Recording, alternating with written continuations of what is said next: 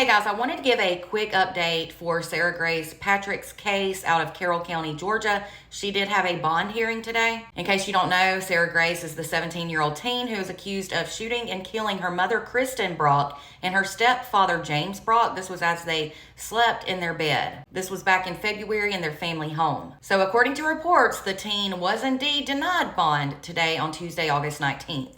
This was after a very emotional hearing that included testimonies from people on both sides of the fence, those who support her and those who don't. So as you know, Sarah Grace here has been in jail since July 8th, and that was when she turned herself into authorities for the two murders. It was said that the bond hearing today lasted around 2 hours, and during the hearing, it was said that her supporters described her as a church-going young lady with no prior history or issues. They reportedly asked the judge to allow her to wait at home with her family for her trial. Her pastor even went on and on about how she made the personal decision to be baptized and how she even called him from jail to pray with him over the phone. Yada, yada, yada. Then several of her family members agreed with the pastor and described the teen as respectful and deeply rooted in her Christian faith. One person reportedly told the judge that hurting someone is simply not in her nature or character, and that she's incredibly kind, respectful, and especially patient. However, prosecutors argued that she posed a significant risk to flee, and also that she could possibly intimidate witnesses, particularly her little sister, who is the one who found the parents deceased.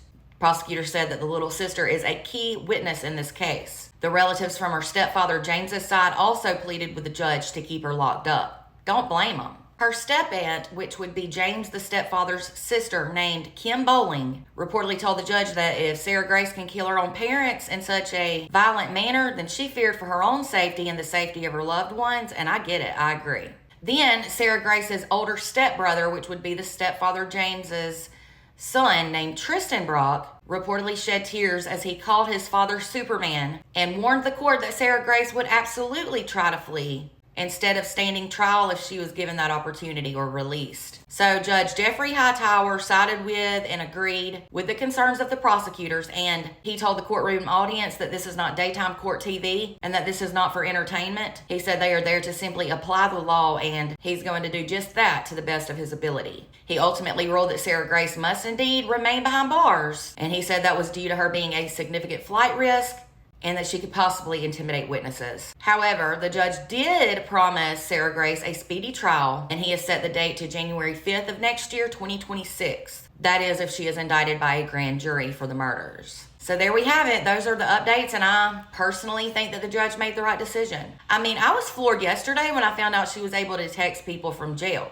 Yes, I know inmates are often allowed to do this, and they're often given tablets at times in the jail. But I definitely don't think that she should be allowed to have one until at least her trial is over due to possibly intimidating witnesses or messing with the investigation and whatnot. Those are just my thoughts. Do you agree with the judge? Did he make the right decision? Let me know your thoughts in the comments. And for more updates into this case and other true crime news, make sure to follow and subscribe over on YouTube.